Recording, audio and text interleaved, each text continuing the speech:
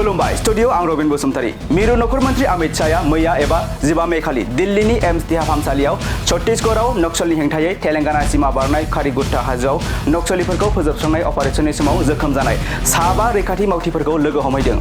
बिथाङा जोखोम जानाय रैखाथि हान्जाखौ लोगो हमहैना बिसोरनि सावस्रिनि सोमोन्दै सोंदों आरो रैखाथि हान्जानि गोहो आरो साहसखौ बाख्नायदों आरो बिथाङा बुंदों दि जोंनि रैखाथि गोहोआ गावसोरनि साहसजों नक्सलबादि गासैबो नेरसोनफोरखौ फोजोबस्रांगासिनो दं होनना बुंदों बिथां अमित शाहया। रैखाथि मावथिफोरा छत्तीसगढ़ आरो तेलेंगाना सीमाजों नांजाबनाय खारिगुट्टा हाजोआव खुंजानाय 21 साननि नक्सल बेरेखा अपारेशन ब्लैक फरेस्टआव बाहागो लादोंमोन।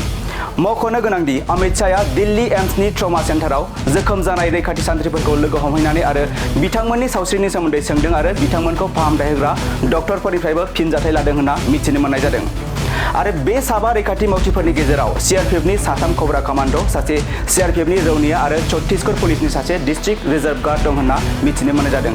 आरो बिथांमोनहानो जाबाय फारियै 204थि कब्रा बेटेलियननि लेङाइ कमान्डार सागर बरादे, 203थि कब्रा बेटेलियननि हेड कनस्टेबल मुनीश चंद्र शर्मा, 204थि कब्रानि कनस्टेबल धनुराम, 192थि CRPF battalion constable Krishna Kumar Gurjar आरो डीआरजेनि कनस्टेबल संतोष मोरामी।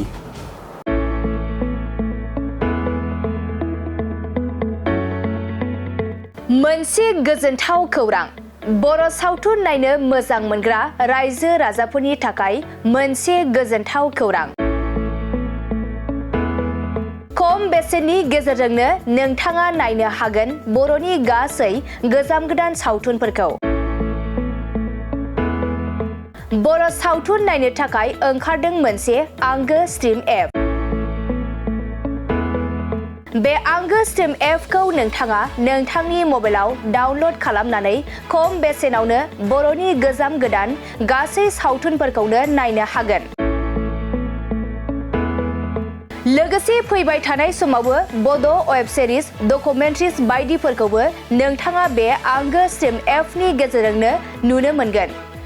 बेनि अनगायैबो बर' सावथुननि दिहुनगिरिफोराबो बे आंगो स्ट्रिम एपआव गाव गावनि सावथुनखौ आपल'ड होनो थाखाय खौरां लाहरनो हागोन। आरो जाय बिथांमोननि सावथुनफोरा इउट्युबाव पाब्लिश जायाखै बिथांमोनाबो बे एपआव आपल'ड होनो थाखाय खौरां लाहरनो हागोन। बेनिखायनो बर' सावथुननि दिहुनगिरि बिथांमोनहा गाव गावनि सावथुनखौ बे आंगो स्ट्रिम एपआव आपल'ड होनो गोसो दंब्ला नैबे 7086320938 जानबुं नम्बराव खौरां लाहरनो हागोन।